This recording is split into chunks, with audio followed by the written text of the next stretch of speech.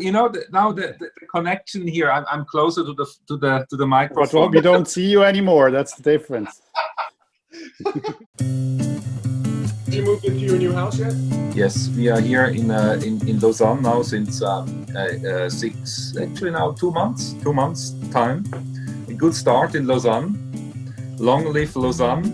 You know, Caesar also passed by at Lausanne. What I heard. So. That's fantastic. I was asking because I think one of my fondest memories was when I went to go pick up my 201 from you. And then we actually had a celebration afterwards. You were living in Geneva at the time, and I think you, your wife, I think your mom also, and then Martin and myself, we went to the rooftop and we had a fondue on top of there. Yeah, it was a nice place upstairs on the rooftop. It was a legendary place there. Yeah, absolutely. Fountain. Absolutely, it was overlooking the whole Geneva Lake, and actually I absolutely loved this place in Geneva. But then we had 2 baby girls coming, and this apartment became too small, so we had to move on in a house a little bit outside of Geneva. And but I always regretted to have left this incredible cool apartment, this penthouse apartment, and actually now we got back a kind of this style of apartment here in Lausanne. So it's kind of a revival here in Lausanne. What I started with Isabel like 15, 16 years ago in this incredible cool apartment in Geneva, and now we are happy here installed in Lausanne. That's fantastic. I think it's in particular in moments like this when we're all sort of like self-isolating and we're in our homes and we're meant to stay in, that you start to have very fond memories of moments like that. And I think that was one of my favorite moments as well, because it was so fun to do a fondue upstairs on the roof overlooking Geneva. And I really can't wait for this period to be over so we can do things like this again, you know? Absolutely. No, it's true. One really values these moments more. It's time for introspection to a certain degree. You can look at all your pictures on the phone. You can think about memories and so on. It's in this sense it has positive sides too. The whole situation. You know, one of the things that was very interesting was I just recently had a conversation with Jean-Claude Biver about what the future of the watch industry will be after the coronavirus situation. And he said something quite interesting to me. He said that actually, even though we're in the new millennium, we're still behaving as we did in the 20th century, because the leaders of the biggest businesses in the world are still leaders that are from the 20th century. And I think that one of the primary philosophies of the 20th century was capitalism chasing maximum profit, you know? And I think that we have seen that the result of capitalism chasing maximum profit with no regard for human beings and no regard for the environment has basically brought us almost to the brink of destruction. And maybe this virus, it's a terrible thing, and I would never sort of belittle the fact that, hundreds of thousands of people are going to die. But in some ways, it's also a wake-up call, as you say, Martin, for us to really think about how we want to conduct ourselves and how we want to live our lives. And one of the things that I've always respected the most about both of you and about URWERK was that you never wanted to be massive. You never wanted to be big. You never wanted to be a giant. You just wanted to stick to what you do, and you wanted to make a certain quantity of watches and no more, because there was kind of a balance there. Would you say that's been important for you? For sure, it's a culture in my family. I grew up with a father who is an artisan in restoring old clocks. So it's really about a family business. So this is my culture, and in the same time now, as you say, I think it's also a nice way to live with limited but concentrated to real quality in your work, and less of profit of a big industry. I think this is what is just in my nature of my family, and what I continue somehow to do. And this is also how I built up URWERK with individual responsible persons, but which are more into the details and the artisanal quality of their work than doing volumes and pushing novelties every 2 months and just bringing out big news. It's more about the details and the quality. In art, in general, or in art, it's about, you know, the best possible. So your focus is, you know, if you do something, if you create something, you want to do it as good as ever possible. That's what makes it art, you know, normally. You know, if you don't care about any other things, you know, just do it the best you possibly can. Of course, this is not always possible, whether in art nor anywhere else, you know, but at least that's what you strive for. That's the goal, you know. You know, I met you guys in 2005. And so it's the main thing, because you want to have it as an experiment. Sorry, I think there was just a little bit of a video glitch there, so there was yes. an overlap. No, I totally agree, Martin and Felix. And I remember I met you guys in 2005. I met you guys at the Harry Winston stand because you were launching Opus 5 with our buddy Max Buser. And what was interesting was in 2005, when I first saw the 103.03, it was, to me, like, it was, my world had, my perception of watches, of horology completely shifted, because for the first time I saw a watch where the entire language of timekeeping had been transmitted into something really poetic and futuristic, you know? And then it was an interesting question, I suppose, in terms of 15 years later, when you look at a watch like a 103.03, how do you feel about it? And I think that this is the thing that separates true watchmaking art, which needs to have real horological substance, but then also needs to have a really brave design combined, than watches that kind of followed a fashion. Because there's certain watches that were made of that era that today you look at them and you're like, yeah, they look really maybe a bit dated, you know, in the same way that fashion becomes dated. But when I look at the 103.03 in any of the different variations, including the black one that Ralph Lauren is wearing, which I've asked to him. That's right. It still looks as cool and as captivating as it is the first moment. So maybe, you know, I think that we could talk about a little bit about this, because I think that what URWERK does is a very beautiful and perfect balance between something that has a real horological purpose, but at the same, and certainly, especially if you talk about things like AMC, but also has a very brave design, you know? Yeah, I think this is extremely important.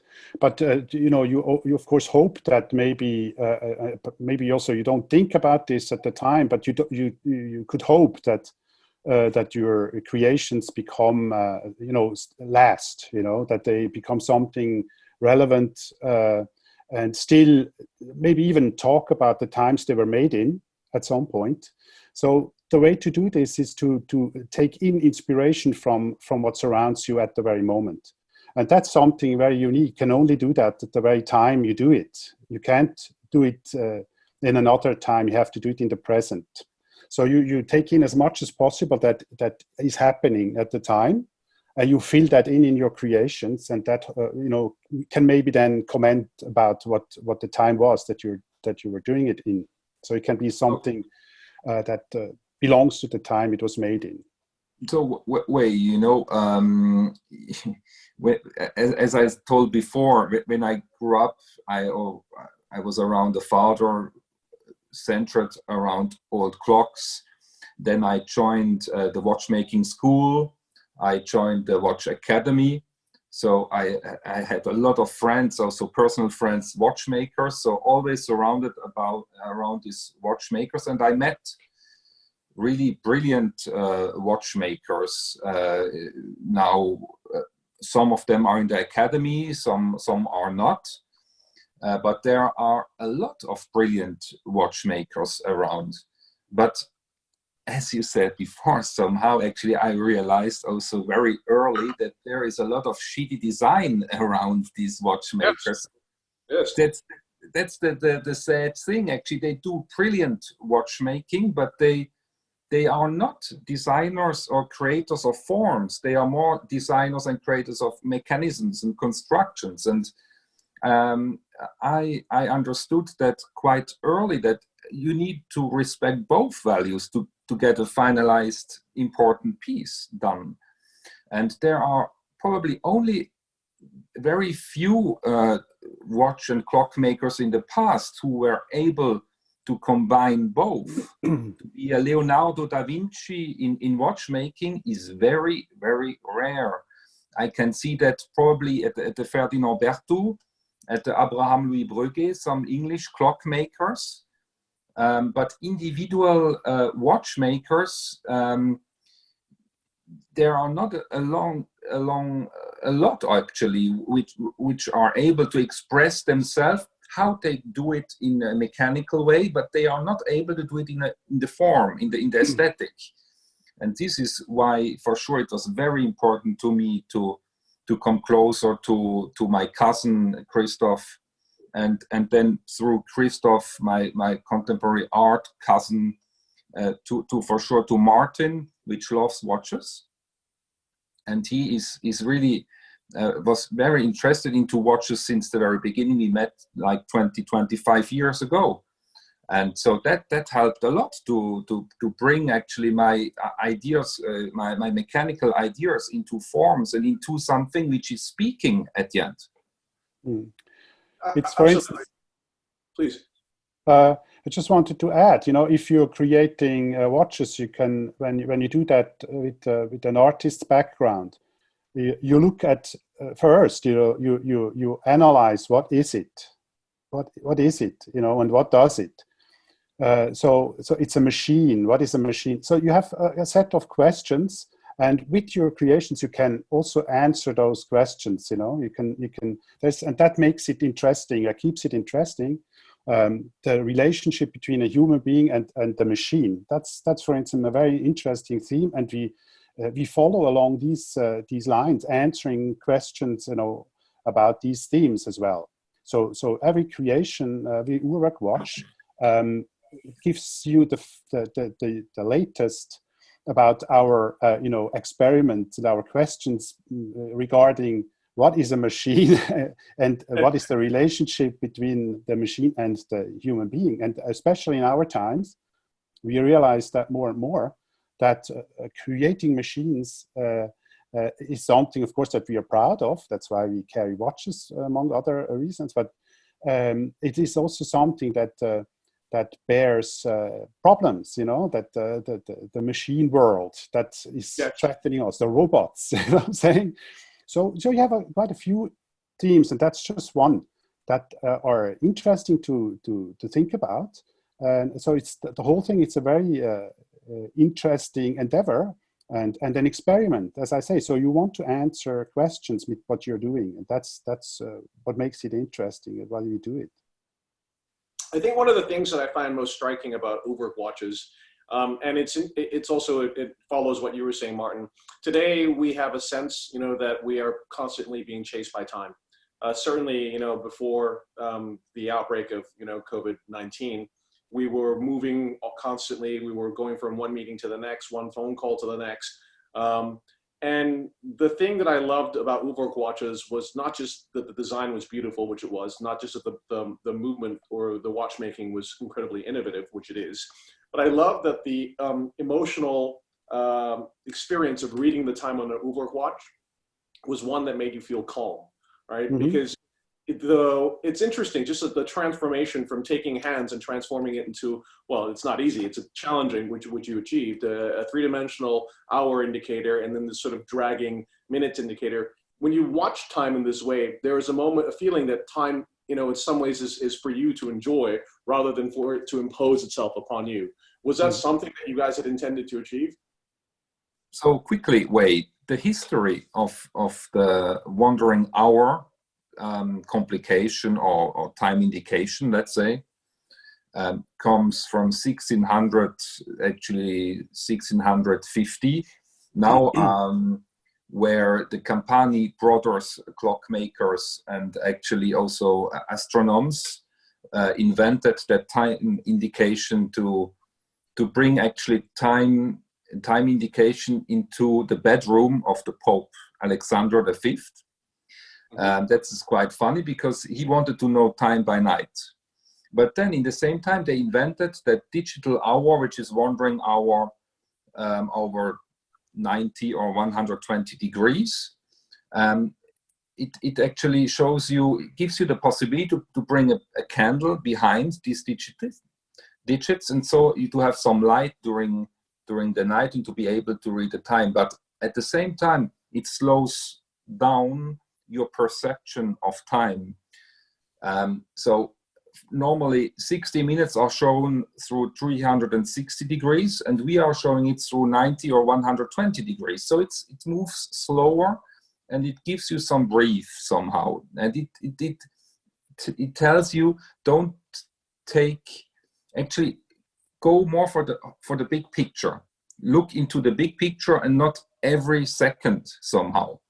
And this impressed me a lot, actually, this kind of setback. And it just creates some reflections in you when you are appreciating this time indication, which you don't get with normal hands. And so that idea I've seen on the bench of my father restoring one of these old night clocks. And then further, we brought it further a few years later to Martin, and also he was very attached to that idea. It's a fascinating thing. First of all, reading time is something that we are busy with, from childhood on. It's something that we learn, being a kid, and therefore it's something that we do intuitively. And so we have an idea of how it looks. You look at the face of a watch and you know what time it is. It's something totally close to you. And even our inner watch, looks the same, I would say. So if you look at a different time indication, the fascinating thing is that it's surrealism. In the first moment, you're confused. You can't even read the time, even though it's a simple thing in the principle that we are using. So if you change this, you of course have people who have to look at the thing twice, and you have to explain maybe. And then very important that's the case with our indication here, is that you understand it. It's not something where you have to calculate. It's something that you understand immediately. It just works slightly different. So that already is fascinating. Then if you have time indicated in this way, in a particular way that we do it, you are forced to be more in the present moment. It's kind of like a Buddhistic way of looking at time. You have the hours actually that are not indicating, that are not now important. They're stored away. They're somehow doing their thing, their spin. And the hour that is important is indicating the minutes. So the other hours you don't need to focus on. There's a next hour coming, and that is in an order normally, in normal times. But it is slightly different, and that enabled us to do many things. It's a different perception, but also it allowed us to design, or allowed me to design the watch differently, because you have the indication just on one edge of the case. So you can already, from that moment on, you can start to rethink not only the perception of time, but also the way it looks. I always think of an URWERK as the perfect watch for a Zen Buddhist, because absolutely that you shouldn't spend your time living in the past or in the future, but in the moment, and it kind of promotes that. So one thing that I love, and maybe we can pull up a picture of the UR100, is how you also include these small indications that I find very interesting and they make me smile. So one of the indication that I like on the UR100 is this indication that gives you on a fixed spot on the equator the distance of rotation or revolution of the planet as it goes around the sun, right? And I believe it's something like within a 20-minute interval, it's like 3,000 or 35,742 kilometers or something like this. Exactly, right? Way good homework. Thank you. But I love that because, again, you've got, 60 minutes, and each of those hour indicators there's 3 of them, and they're moving at these 20-minute intervals. And so to put that on there and to see that, it's cool because it reminds you that we're living on this planet, and the planet is so much bigger than us, and we're so small, and sometimes we get so stressed out about these things. But in some ways it kind of really puts it in perspective for me. It makes me kind of feel a lot more calm because the world is so much more vast. You see the rotation indications on the side of the watch. I love those because I guess then you've got these, what would normally be the minute hands, that would be the dragging minute hands that go across from 0 to 60. Then you've got them each on either side where you can see the distance that you're traveling within 35,742 kilometers during that period. As you, well, I'm on the equator because I'm in Singapore, so it's the exact correct reference. For you, it's perfect. That's right. Absolutely perfect. As I stay in a fixed spot, and this spot rotates around the planet. So it's so cool because it reminds you of something bigger, you know, and it makes you we call it space time. Wei, it's space time. You know, this is exactly how we give the nickname to that piece. You know, and yes. What is quite incredible is that these two indications, so the equator in the speed and the speed around traveling around the sun. These are only two space movements, but actually we have 6 or 7 or even more space movements going on all the time. While we are having this interview, we are traveling through space like hell, and that gives you another perspective. And as I said before, it forces you a bit to understand a bigger picture than you have in your apartment or in your community or in your little business. You know, it's for me, it's what the astronauts did for us. You know, I mean, I grew up in the times I was a child when those moon flights were, you know, in fashion, and when the astronauts went on their trips to the moon. And so you know, this is something. My father is a physicist, so he was always very interested, and he even worked together with a few of those scientists and engineers there who did the lunar landing model. So it was, for me, it was always very important, the space travel, and you know, the whole Apollo program and all. And you know, the moment when the astronaut is in space and he has the Earth behind his thumb, he can cover the Earth, you know, with his thumb. You're so far away from Earth that you can hide all the trouble that it means behind your thumb. It's a special situation, and we didn't really maybe pay attention that much to it, because, you know, even after the second or third time, you know, the third space trip to the moon, it became a bit boring for most people, and it needed Apollo 13 to somehow spike it up again. But what I'm saying is this moment that you can look back, you know, towards our planet. This is a kind of like a thing that they did for us. They allowed us this perspective. And especially in our times, it's important to be able to look back and see our planet, and see maybe also the trouble, see the problems from, as Felix said, from the bigger picture, you know, from up above. And these astronomical indications, normally they were always meant that, you know, because watchmaking and astronomy, science, they're close together. It's the same basically. And maybe it got forgotten a bit, and you need to do this, as you said, in a funny way, where you can transport somebody by looking at an indication into space, into outer space. When you look at the moon, you know, phase or so, it's also doing that. Every watch is basically a model for the universe and for the situation we are finding ourselves in, but you need to do it in a different way.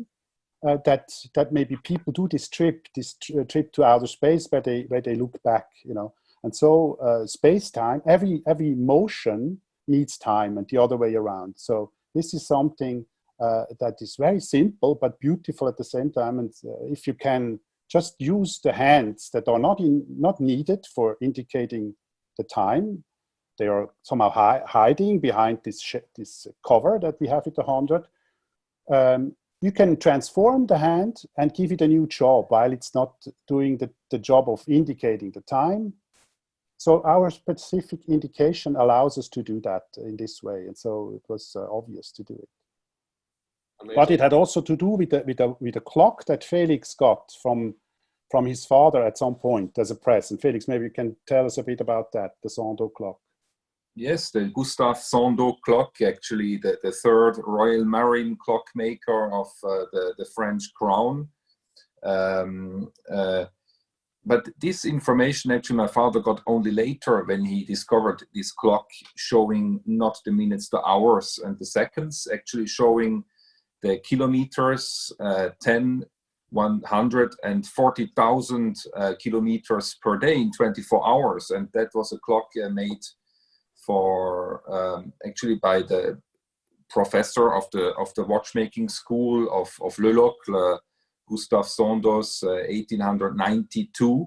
It was then exposed in the Swiss Pavilion in Chicago in the World Fair in 1893. Was a a very important Chicago World Fair, where in parallel Nikola Tesla also exposed a lot of his inventions. So that was it's an age of time. Moment. So this is for sure. All our ideas and our ping pong between Martin and myself are related on history, on what I discover in history, in clockmaking, in watchmaking, but also in our daily interest and love for art, its aesthetics, culture, science, music, movies, and everything comes into our work. And I think before us, it for me somehow it was missed in the watches I've learned in the 80s and 90s. And when I grew up as a young watchmaker coming out of the watchmaking school, for me it was not so interesting to do another tourbillon or another perpetual calendar.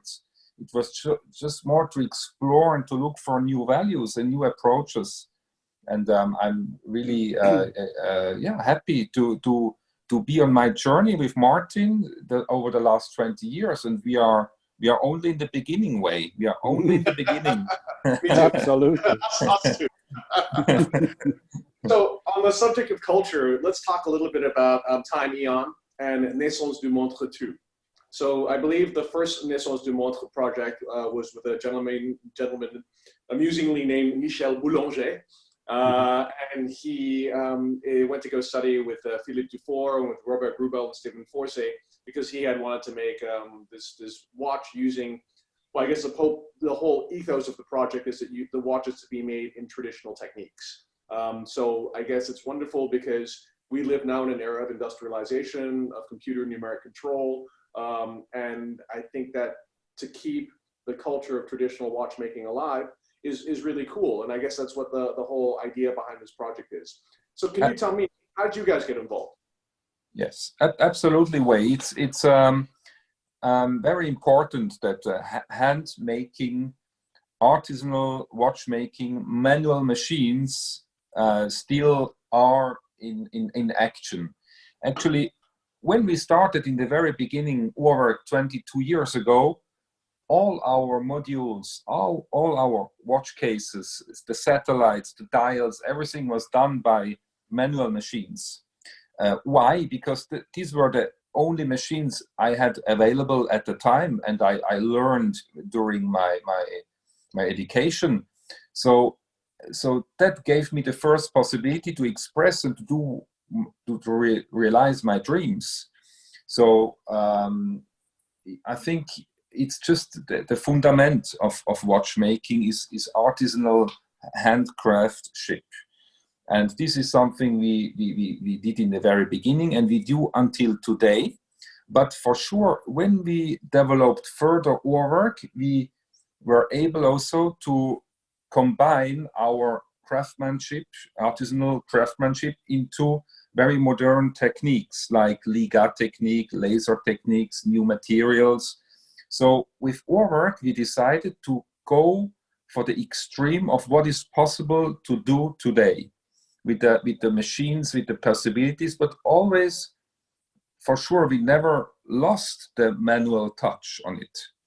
So as you know me, Wei, I like extremes. And with URWERK, we go for the super contemporary approach of doing our timekeepers. But Dominique Boozer, he's with us since many years now, like 14 years. Actually, he was helping me to constructing the Opus 5. Wow. 15 years ago. So he was really the main, he finalized the construction of Opus 5 actually on his computer. And he approached me 10 years ago, and he wanted absolutely to do a watch 100% with manual machines, just no compromise, no. So everything what is possible to do with manual machines and with his hands. And a few years later, so he was talking to me about this idea, and I liked it because this is how I started in the beginning. And then I met Robert. He was talking to me of a similar concept, of a similar idea of a foundation. And then I found out about Michel Boulanger and for sure Philippe Dufour, which is my friend, talking about their work in Time Aeon together with Robert and Stephen. And I said, but actually, Robert, you know, it's quite interesting that you also went this way of promoting and give value into artisanal manual machining, because me and Dominic, we also had this idea. And so finally, Robert actually invited me to join into the Time Aeon Foundation and to express somehow and to come together with Greubel Forsey, or Stephen and Forsey, Stephen and Robert, I wanted to say, and Martin and myself, to come together and to think about an interesting concept which we could then produce actually with Dominic and Cyrano. Dominic and Cyrano are our engineers, and also they run a prototype atelier for URWERK. That's cool. So they just finished now the AMC clock, atomic clock, with the sympathetic complication of the movement for the watch. So we just delivered the second piece. Now this was something we had to do finally, to join, to do together. That's cool. It actually goes back to a discussion we had with Michael Tay at some point, right, about giving, you know, or coming up with a manifesto of contemporary watchmaking. And one part, of course, of it is that you have to value the you know, the skills or the foundations of watchmaking, even though you're using now contemporary machines, computers, and CNC machines and so on, but the mindset has to be of an engineer, of a mechanic, or of a watchmaker. And so also the skills learned. If you use tools, you can use simple tools or more sophisticated tools, or more contemporary tools, computers, whatever. But your mindset has to be right, and you have to be trained, you know, from scratch. And so with all our watchmakers, it's like that. And in art, on the other hand, it's also like this. We are in art also in a discipline where you have creators, but they still actually use very old techniques. So you can use the oldest techniques, creating with stone, with wood, so on. But you of course need to be busy with the things that are happening now. You want to express yourself about what's taking place. So you have to deal with the future, with the present, and also with the history.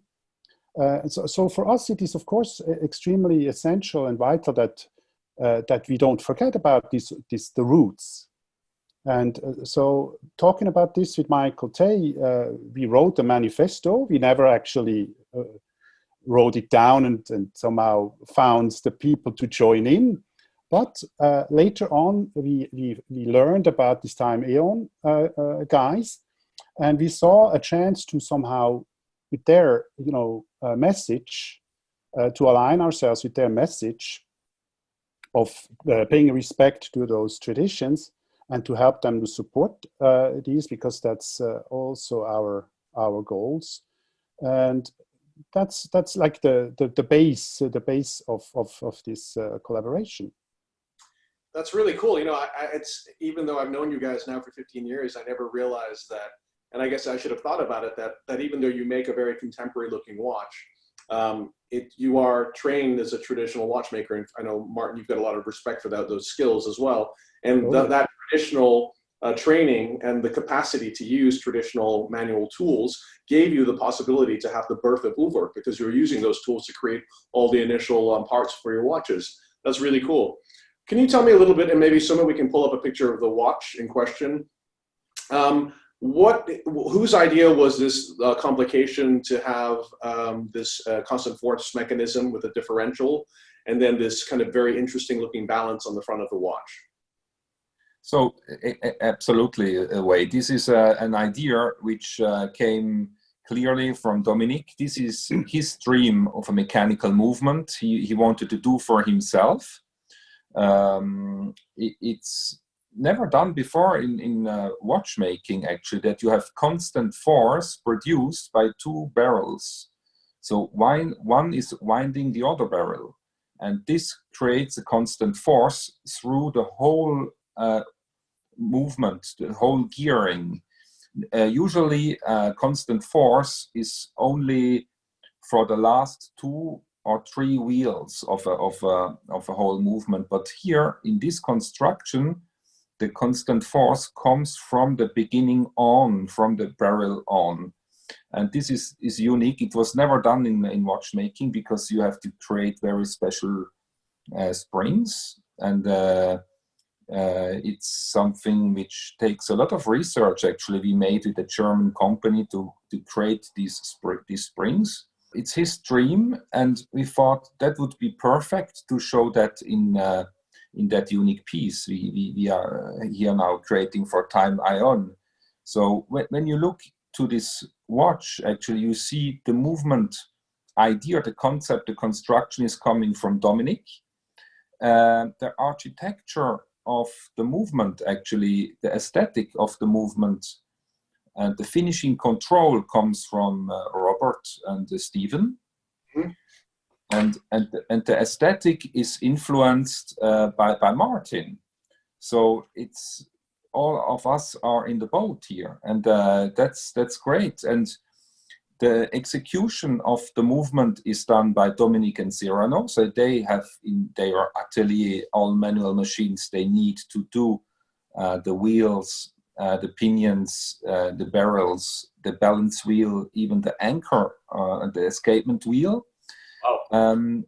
So this is all done at Dominic's and Cyrano's place. The platine, les ponts, the bridges, and the basic plate actually is done by Greubel Forsey. Wow. I love it. I also love the fact that it's really good looking as well. Well, for the case, it was as always with collaborations. If you do collaborations also connected or for the design, it is not that easy, because you have to somehow join forces there as well. And so it was an interesting process to do that together with Greubel Forsey. So we had they interpreted URWERK, and then after that I used URWERK to correct, and so it was kind of like a back and forth in this sense, which is interesting. Our main goal, and that's what I then when I talked with Robert about this, we agreed that we should create a case that looks contemporary but is handmade. So somehow to astonish people, what, that can be made by hand? Is that possible? The watch looks from today quite complex, but it is in fact all handmade. And so this was actually the little trick there. So you see codes of the URWERK watches and codes of the Greubel Forsey world fused together, which is an interesting thing. You have it also on the back side where you see Greubel Forsey and URWERK. It's always kind of cool that you have two brand names together on a product, on a watch. I liked that thought from the beginning, that you can have like two brands somehow fused together.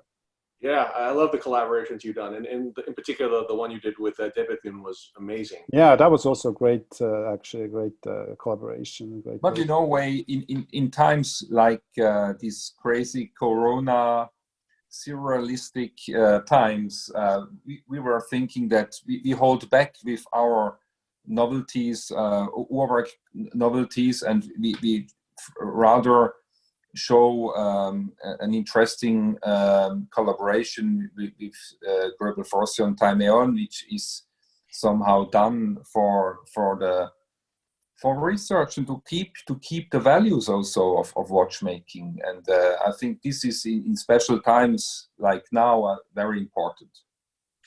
Felix, would you mind telling me a little bit more about how the constant force works? You're saying it's you mentioned it's constant force is coming from the barrels. Is the differential there to average the two barrels, or what is, like, how exactly does it work, if you don't mind my asking? Yeah, so it's called the real term of that mechanism is Tensator, eine Tensator-Funktion of two barrels. The thing is, in the last year, I tried it out many times to explain that mechanical functioning of these two barrels together, but it never comes through. You really have to see it on the technical drawing. So I'm sorry on that. It's really that one. The barrel, actually, there is one spring which is folding from one barrel to the other. And this movement creates a constant force. But the thing is, in just talking about it, you will never get it. And I think this is all about it. That's cool. That's great. And it's cool that you have two guys who have really spent, I mean, because they've both been in URWERK for quite some time. I know you mentioned Dominic had been with you since Opus 5. But Cyrano's been around for some time as well, hasn't he? And they kind of reconnected because they knew each other in watchmaking school, and they reconnected at URWERK. Is that correct? Yes, and actually, we all the three of us, we were very good friends during the watchmaking school in Solothurn. So we met all there. Actually, also my friends working in Zurich, Roland and Martin. In Zurich, working on the CNC machines and finishing machines and really producing all the parts. So we are actually 5 or 6 old friends from the watchmaking school in Solothurn, good friends of mine where I can trust and where I can come make true all our crazy ideas of myself and Martin, you know, and it's incredible to have this family together for that long time. We are really blessed to have a very stable family working together. You know, it reminds me from time to time when I see another Woody Allen movie. I see always in the scripts all the time the same people working in backstage of Woody Allen. So.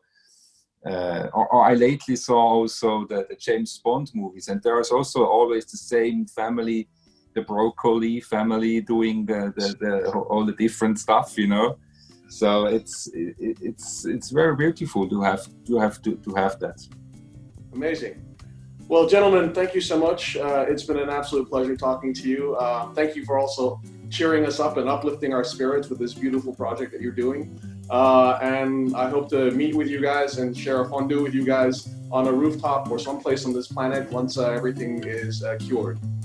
Yeah, we have to think about the perfect place to do a gathering. You know, absolutely, smoke a cigar and drink something good. Thank you very much, Wei. All the best.